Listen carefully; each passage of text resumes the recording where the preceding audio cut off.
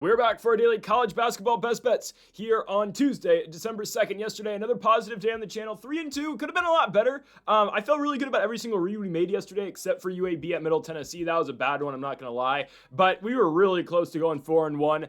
Tarleton State was covering the entire basketball game until the very end, where Cincinnati got fouled on a three-point shot with 20 seconds to go to cover. Just some unbelievable stuff. I'm really glad we didn't get backdoored in the late night game at the farm between Stanford and Portland. So a 3-2 day. How about Cal Baptist? Looked like the entire first half they were going to go out and win that game on the road in Colorado, but they still covered, and that's all that matters. And the early spot, Iona, man. Ooh, that Iona Gales team, they play NBA-style basketball. They're really good. I don't know. They run a lot of pro sets and whatnot. That's a really good team. Watch out for the Gales for the rest of the year. We are perfect so far this season picking Iona. But, of course, today we've got a big slate of games. A lot of Power 5 schools going at it today. I will say this now. I don't have, the huge matchups today. I know there's Big Ten play with Iowa, Michigan State. I would go Michigan State spread, but I don't love it. Duke, Florida, great game. Don't love anything on the spread. Kansas, UConn, full transparency. I don't know as of right now at 2 o'clock in the morning. I don't know if Darren Peterson is playing for Kansas. If he is playing, I would go with Kansas today. But as of now, and obviously I just don't know yet if Peterson's going to play, I'm going to go against that. We're not going to pick a Kansas UConn winner, even though I do like Kansas if Peterson plays. Nothing to go with that. Yeah, right. Nothing to back up that Peterson's playing. He's still questionable. So we found our 5 best bets. 4 out the 5 are Power 5 games after a heavy mid-major influence the last couple days. I think the best spots today are with the Power games and some good teams. So let's get on to it, folks. Before we get into the video, make sure to hit that subscribe button down below for some more college basketball best bets here on the channel. Of course, daily here on the channel. Later today, we will have our NBA best bets out as well in a couple hours. And go make sure to check out our college football predictions. Those were posted yesterday for the conference championship round, obviously, or the conference championship week in week number 15. 90-minute video covering 9 games. You're not going to want to miss that. Also on the channel, our Greedo plays MMA, our UFC 323 predictions between Merab Dvalishvili and Piotr Yan in the main event, and our PFL main event predictions are up on the channel as well. On Greedo plays MMA, full NBA and NFL predictions for week number 14 will be out later today as well. Okay, on to the first of our 5 best bets. Let's kick things off in Pittsburgh, Pennsylvania for the Pitt Panthers at home, hosting the Texas A&M Aggies. I'm going with A&M to win the game on the road and cover the 2.5 points. I understand this is the very exact line we got yesterday for UAB on the road, trying to cover against Middle Tennessee. It did not go our way. I think we had -3, I believe, for UAB. But regardless, A&M's going to be okay. All right, UAB has screwed us all year long. We're going to forget about them. How about the Texas A&M Aggies? This isn't as much about A&M as it is Pitt, but at the same time, we were on the wrong side of the equation, okay? Thanksgiving weekend, I'm not afraid to run from it. I'm not going to run from it. A&M lost. We had Florida State to beat A&M, and the game wasn't competitive. A&M got out to like a 20-5 run to start the game, and ultimately there was nothing the Seminoles could do to get back in that game, and A&M won it by 30-something points. It was not a competitive basketball game, so I was wrong there. That single game gives me enough confidence to take A&M to go to Pittsburgh and dominate as well. And again, this is not as much about A&M as it is about the Pitt Panthers, because my goodness, this team. Ooh, man, this Pittsburgh squad, I'm not blown away at all. And, I mean, you can go as far, I mean, you really just, it's not, if you don't have to go far to see this, go watch the basketball version of the Backyard Brawl and tell me what you think of this Pittsburgh team. They go to Morgantown, West Virginia, and they get annihilated. They can't score. They lose 71-49. On top of this, we have, seen Pitt throughout the year. We watched the UCF game. Central Florida pretty much dominates that team. It's a competitive first half, but we had UCF to win that game, and they did exactly that, pulling away in the second half against Pitt. Pitt's just not been a good team so far this year. They beat Ohio State. Guys, I don't think Ohio State's going to be that great in the Big Ten this year. I understand they started the year 6-0. Their only real victory is Notre Dame by 1 point, and, well, you're going to see what I'm going to say later in the video about Notre Dame. It's no secret they're in the video. They're in the thumbnail, so we'll get to the Fighting Irish later on. I don't think Ohio State's that great, and Pitt, sure, they beat them by 1 point. Okay, you lost to Quinnipiac. You lost to WVU, your rivals, by more than 20. You lost to UCF. Sure, your other wins are Youngstown State, Longwood, EMU, and Bucknell without Noah Williamson, who transferred, obviously, to Alabama. Okay, I'm not sold on Pittsburgh at all. They're a 5-3 team. They're a 5-3 team who has struggled all year long. Their best players, it's Cameron Corrin by far. I mean, if they didn't have Corrin, I don't know what this team would do. He averages 15 points and 10 rebounds a game. He is by far the best player in this Pitt squad. Former Florida State player, but went to Pitt last season, and he's been pretty solid for them. They've got DeMarco Minor starting at the 1. He is from Florida State. Minor's been okay this year.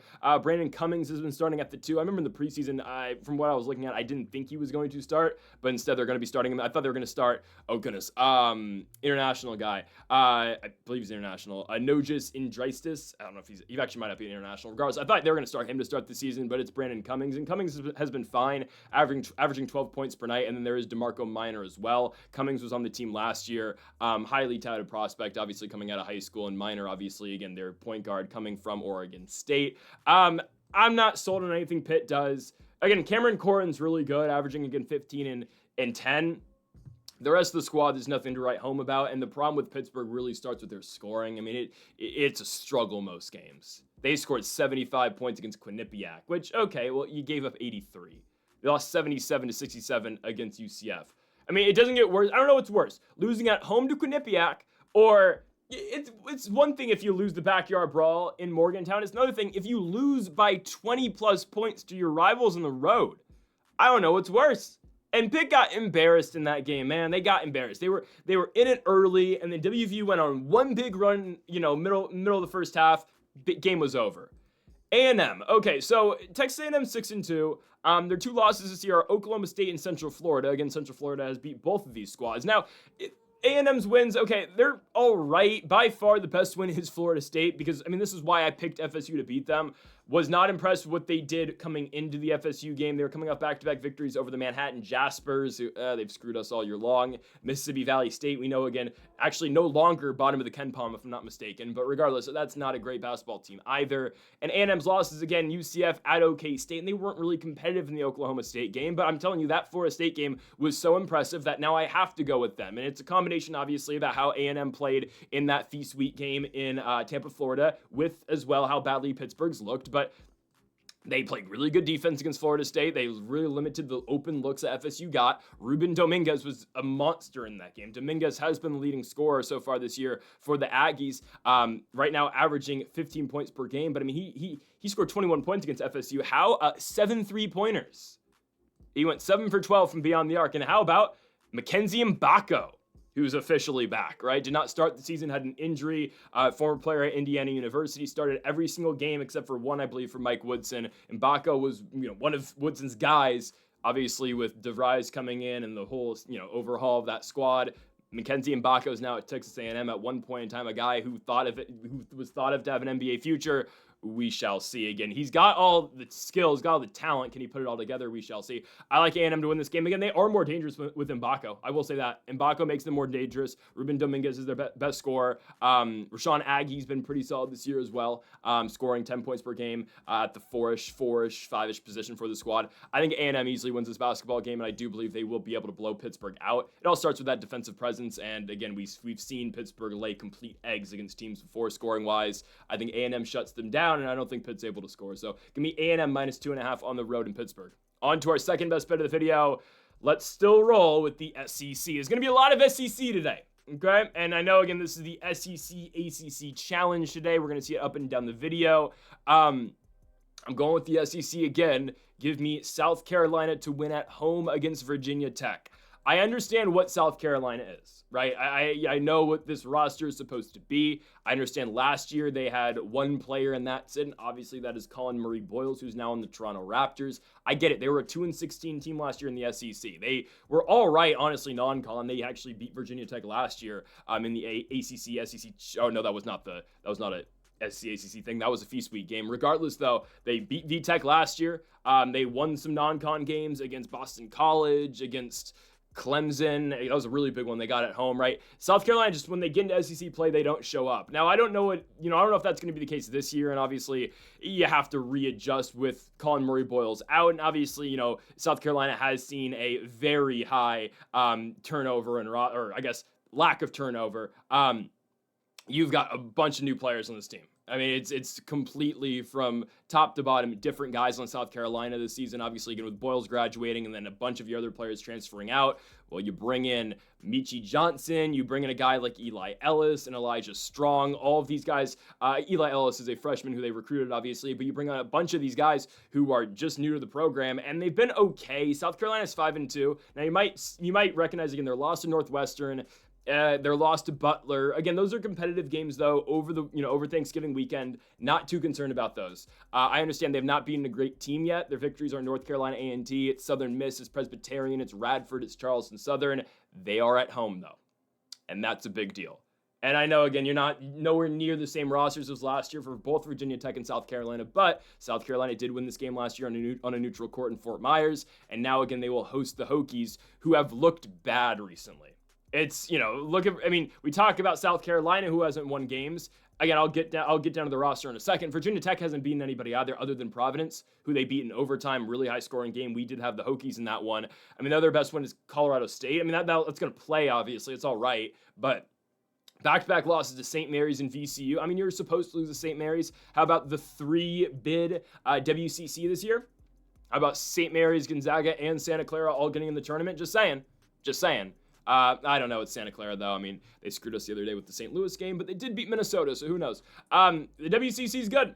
So St. Mary's obviously shuts down VTech, and then VTech's last game, though, interstate matchup. Again, battle for Atlantis. They play VCU, and they get beat down. VCU dominates them defensively, and the Hokies don't even reach 70 in that game. It's an 86-68 final for VCU. I don't know. That's, again, the only big games we've seen VTech play for the most part. They have not shown up. And even in the Colorado State game, again, it's a defensive-minded game, and that's kind of how South Carolina plays some as well. I know their last game against Charleston Southern, they only scored 74 points and won by 12. I get it. Who's at home, though? It's going to make a difference in a game like this. I don't know how many people are going to pack the building tonight in South Carolina. I don't know how many people are going to be in attendance in Columbia, South Carolina tonight, but it is a home game for South Carolina, and I do think they're going to win. Again, odds are almost even. South Carolina is a slight favorite at -120, and that's where we're going to be playing. And a lot goes through Michi Johnson, obviously. Michi Johnson, transferred player from Ohio State. He's played a lot of college basketball. Started in 2020 with Ohio State, then transferred to South Carolina, went back to Ohio State last year, and now he's back in his second stint with South Carolina. I mean, that just sums up college basketball in 2025, does it not? But Michi Johnson, he's had his best days at South Carolina. He's always tried to leave. Well, he's left Columbia once, and it has not gone the right way for him. Started at Ohio State, never really got a shot. Started at South Carolina. Well, he could start his career at Ohio State. Didn't start over there, but then got to start at SC. Played phenomenal. Dropped 14 points per game in 23-24. Goes to Ohio State last year. Plays 10 games. Plays big minutes in those games, but averages 9 points. Now he's back here, and he's averaging 15. He's been best at South Carolina. And there's a bunch of supplemental guys as well. I mean, you're looking at like an Eli Ellis. You're looking at an Elijah Strong. These guys are playing well. Ellis, freshman, averaging 11 points per game. Elijah Strong, transfer player, averaging 10. He's from Boston College. They've got good talent on South Carolina, and they're different than last year, obviously. And again, it's a new team, but last year they were so just dependent on Colin Murray Boyles, and obviously for good reason, right? CMB, a lottery guy in the NBA draft, one of the better players I think that's going to come out of that draft long-term wise. I think he's going to be great for Toronto and continue to be great for Toronto. But watching South Carolina basketball last year, they were so dependent on just him. And again, I don't know what's going to happen to them come SEC play, because last year they got stonewalled in every game that they played. They still beat Tech last year. I'm not too impressed for Virginia Tech. They do have these high-scoring games where you can say, oh, maybe stylistically it's going to go well for them, because who knows if SC can keep up, South Carolina can keep up. I think they'll be fine. I think Virginia Tech is going to, I mean, you look at their last couple of games. Again, early in the season, they were scoring a bunch of points. Last couple of games, they have really faltered offensively, and I get it. You're playing two decent, better than decent defensive squads in the VCU Rams and the St. Mary's Gales, but you got to take, again, those struggles you saw down in Battle for Atlantis now to this game on the road in an SEC environment. Yeah, I'm going to side with South Carolina to win this basketball game. Give me the Gamecocks. South Carolina is going to win this one -120 at home in Columbia, South Carolina. They will get Virginia Tech in this matchup. So again, give me South Carolina. We are going back-to-back SEC teams, and now we're going back to the SEC. You saw it in the thumbnail, Missouri going on the road to South Bend, Indiana to take on the Notre Dame Fighting Irish. So yes, I'm skipping North Carolina, Kentucky. I'm skipping Georgia, Florida State. I'm skipping Miami, Ole Miss. These are the best games, in my opinion, for the SEC ACC Challenge, right? I'm taking Missouri to go on the road and beat Notre Dame here. and this might be my favorite bet of the video. It may be. Missouri is levels better than Notre Dame. Absolutely. I know Notre Dame played a lot better than everyone thought they were going to at the Players Era tournament over in Vegas, right? I remember when I came on here, for the first game, for the first games on Monday, and I saw Kansas and Notre Dame. I was like, oh, this is horrible. Notre Dame's one of the worst teams in this thing. And I obviously looked at the Mountain West schools and SDSU and UNLV, considering how much they've struggled, just the Mountain West in general, except for Utah State this season. And Notre Dame played a lot better than I thought they were going to, right? They beat Kansas. Rutgers, we knew, again, was not the best, so that's kind of an exception.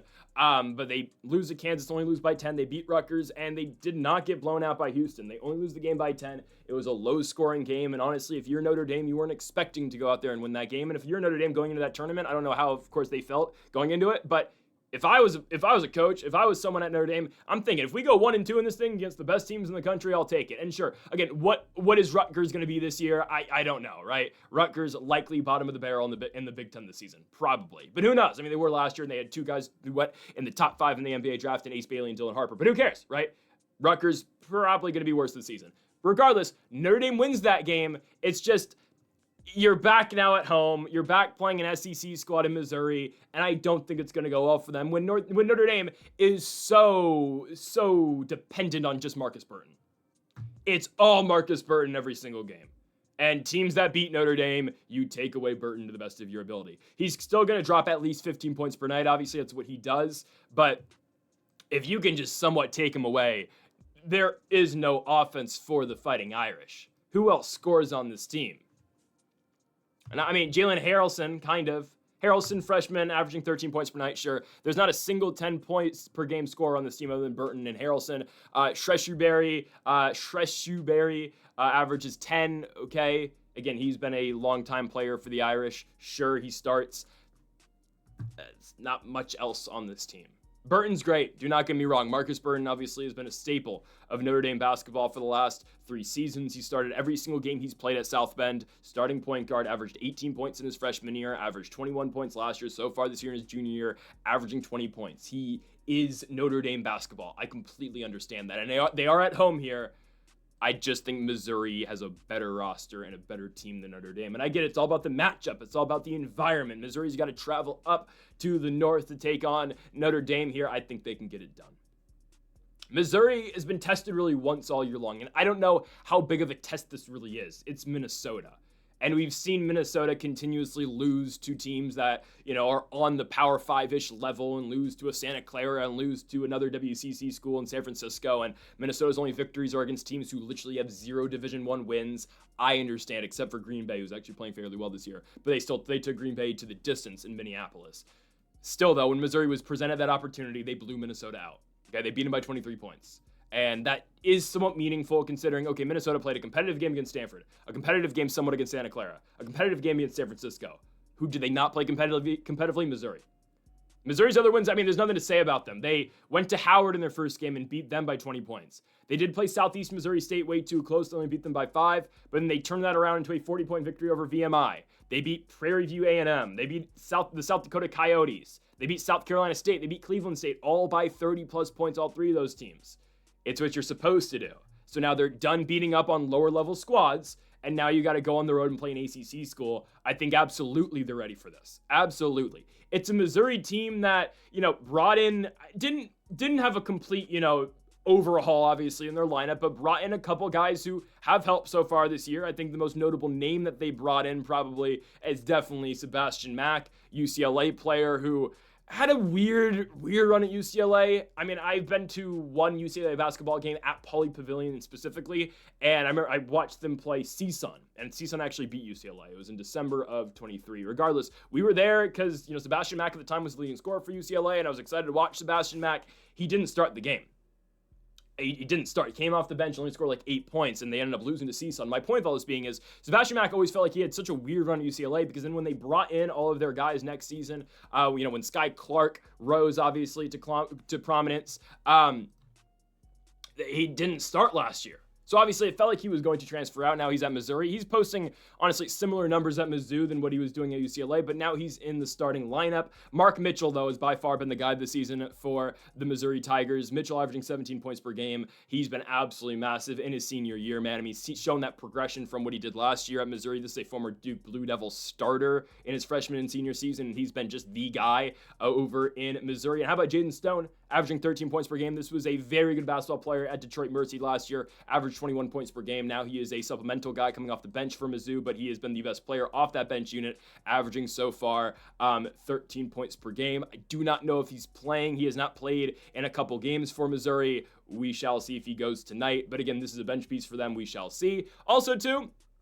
you're going to see a battle of two pretty good centers, relatively speaking, I would say, for Notre Dame. That's going to be Carson Tout. Tout averaging 10 boards a game. He's, been pretty solid for them on the defensive side of things. Comes from Northern Arizona.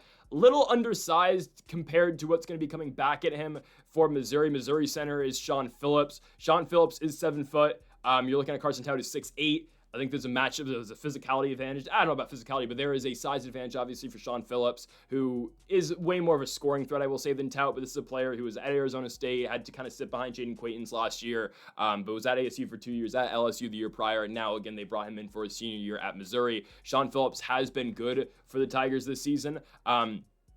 I think that's a matchup advantage for us today, again, for the Tigers. So I like Missouri to go into South Bend and win. I'm not impressed with what Notre Dame has done, and I completely understand Missouri's, schedule is not, it's not a juggernaut, right? They haven't gone on, they haven't had to play a gauntlet of really good teams.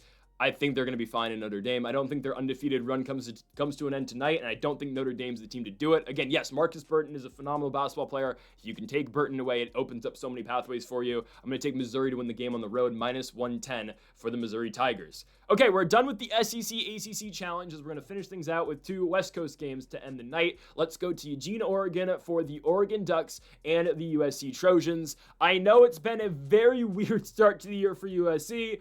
I'm still taking them to beat Oregon. Full transparency, I don't think either of these teams are all that great. USC is undefeated. They are ranked. They are 7-0. The ways they have won this year, oh boy.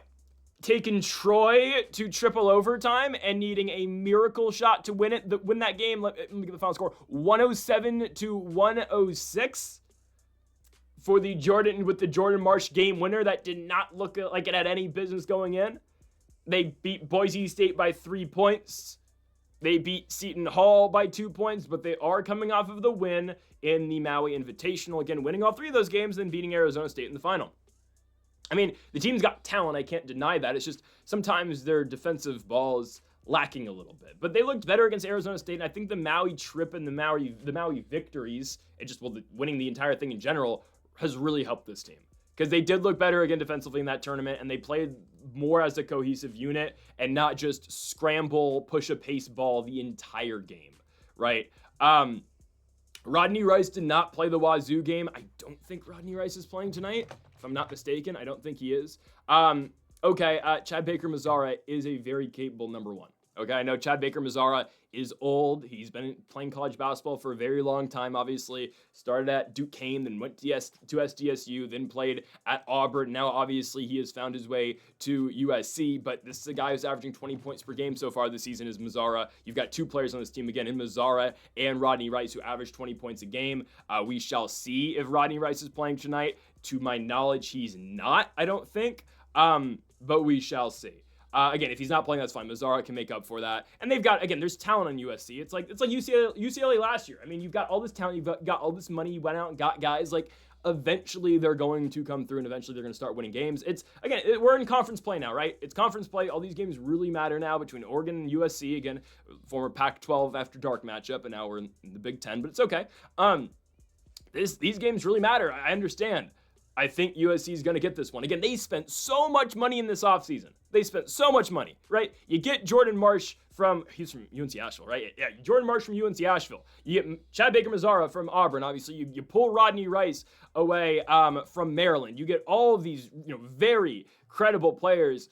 It's what UCLA kind of did last year. I mean, there's not many returning players for USC at all. I mean, Terrence Williams, I believe, is really the only somewhat rotational guy who played on SC last year, and Terrence Williams doesn't really have a huge role in the squad anymore. He's seen a role reduction from the limited games he played last year, again, former Michigan product in Terrence Williams, but that's fine. Again, this team is winning, and they're playing good basketball. They're 7-0, and I know, again, their wins they're tricky, but they find ways to get it done. How about Oregon? One of the most unimpressive teams we have watched this season. I get it, the game's in Eugene. Guys, Oregon's been horrible this year. And it starts game 1 hosting Hawaii, who I get are tricky, but they're a lot more tricky on the island than they are on the road in the continental United States. And Oregon only beat that team by 1 point. They beat Rice by 4 points. South Dakota State had a very competitive first half against them, and Oregon pulled away, did not cover. They did not cover against Oregon State. The Beavs are really in that game until Oregon pulled away at the last 3 minutes. And then going to Vegas was the worst thing that they could have done. They go 0-3. Bad matchup, game 1 against Auburn, sure. Okay, I mean, we thought that was going to happen, right? We had Auburn. Then you play San Diego State, and you get demolished. You lose by 17 points. You lose by more points to SDSU than you did against Auburn. And then you play on Thanksgiving against Creighton in one of the lowest consolation games, and you lose by 10 points to the Blue Jays. A Creighton team that has not played particularly great basketball this season. Yeah, it's time to sound the alarms for the Oregon Ducks. It's a lot of Nate Biddle, it's a lot of Jackson Shellstad, and it's a lot of Takai Simpkins. Other than that, I don't have much to say about this team. Nate Biddle's good against mid-major teams. When he actually faces a very solid 5, he gets beaten. And when you have someone who can actually play physical basketball and get rebounds and is somewhat comparable to him in height, Biddle's dominance goes away. That's going to be Jacob Coffey's matchup tonight. Sophomore center for USC, came from UVA. I think we're going to be okay there. Jackson Shellstad, good shooter when he's hot. When he's not, though, he really tries to do too much, and everything falls apart. Takai Simpkins, transferred from Elon. Honestly, been one of the more reliable players this year for Oregon. Got a really good, mid-range shot. 3-point ball is kind of there, too. Not sold on this team, man. And USC scores. Is Oregon ready to score a bunch of points? No. I get it. USC defensively has not been great, but they did go to Maui and win. 1-3 in a row. I get it. The Maui competition this year wasn't great, but still, going out there and going to Hawaii and getting that done, that's something to be proud of. I don't know what we can say about Oregon so far this year. I get it. Games in Eugene. I don't really care. I'm going SC here. This is a pretty easy one for me. USC goes on the road and dominates Oregon. Give me the Trojans, -125. This actually might be my favorite of the video. This one or Missouri, I don't know. Take your pick. Either of these are great. I'm going USC to win on the road at Oregon. Final best bet of the video, our only spread pick of the day. Let's go to Reno, Nevada for the Nevada Wolfpack hosting the UC San Diego Tritons, going UCSD. The surprise of the year? I mean, they were a huge surprise last year, weren't they? I mean, what they did last year was incredible. UCSD almost beat Michigan in the first round of the tournament. They ran through the Big West for the most part. How about, Tate Jones, who was the best player in the Big West last season? And you think, okay, complete roster overhaul, not a single returning, rotational guy. It's a complete 180 from last season. And they found a way to start the year 7-0. And they found a way to bring in incredible talent this year after losing so much last season to the transfer portal. How about Leo Beath? The guy played 5 college basketball games in 2 years of eligibility.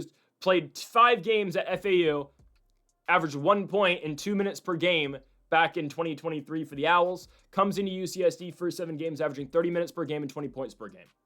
How about Tom Beatty? Beatty's been massive, averaging 13 points a night right now for the Tritons. Been a really good number 2 for the squad. Coming over from Hawaii, he's been great. Aiden Burke, averaging 11 points per game, junior out of Los Gatos, California. He's been at UCSD. This is one of the few rotational guys that they kept. Aiden Burke might be the only rotational guy that they kept. I think there's a couple more, but Aiden Burke really a huge step up from last year. Was primarily a bench guy who played like 10 minutes a game. Comes in this season, he's been a huge factor to their winning, and they've beaten decent teams. They haven't beaten a team like Nevada yet, but we'll get to the Wolfpack and how I'm unimpressed with them. They played in that ESPN Invitational. They won 3 games out in Disney World. They went out, they beat Temple, they beat Bradley, they beat Townsend, who might be one of the better mid-majors in the country. Townsend's been great. UCSD goes out there and beats them. I mean, the Towson Tigers are always a problem every single year in the CAA. Again, we always talk about the daunted CAA. I mean, they went out there and were competitive in the first half with the Houston Cougars, and they've played good basketball this season. Yeah, UCSD handles them. And sure, if you can just put up a lot of points on Townsend, you could probably easily beat them. They can't really score, but whatever, they're a good defensive team. UCSD, we picked them to go to Fresno earlier this year. Another Mountain West squad. I know, again, Fresno's not supposed to be nearly as good as Nevada is this year, but we had UCSD going to Fresno State and winning, and they did exactly that. They played through a huge run from Fresno in that game to start the second half. UCSD bounces back and finds a way to win. Fresno, who at one point in time I thought was really good, and they played a game against Bakersfield.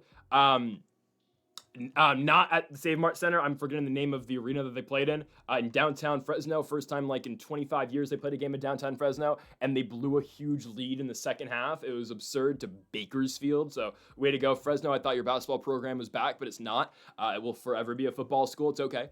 The Nevada Wolfpack, very unimpressive is what you can summarize their season with being right now. What you can summarize their year by saying it's been very underwhelming. They're a 5-3 team. Their wins are La Tech, Pacific by 1 point. Sure, Pacific's good this year. Are they that good? To the point where they should be taking Nevada to a 1-point game? You had to take Southern Illinois into overtime, beat them by 5. Went to Santa Clara, lost by 15. Hosted UC Davis in a bye game, lost by 4 points. Beat Santa Barbara, great. Lost to UW by 17 points. The San Francisco win, I will give them. That's an incredible victory, considering San Francisco has played good basketball this season, and maybe USF's not as good as we thought they were, and we had them to beat Minnesota. Maybe we put too much into them, but Nevada did go out there in the last game and dominate the Dons. It's not outrageous at all to say UC San Diego is better than San Francisco. How they are better than USF. I was going to call them the University of San Francisco. They are. They're better than that team.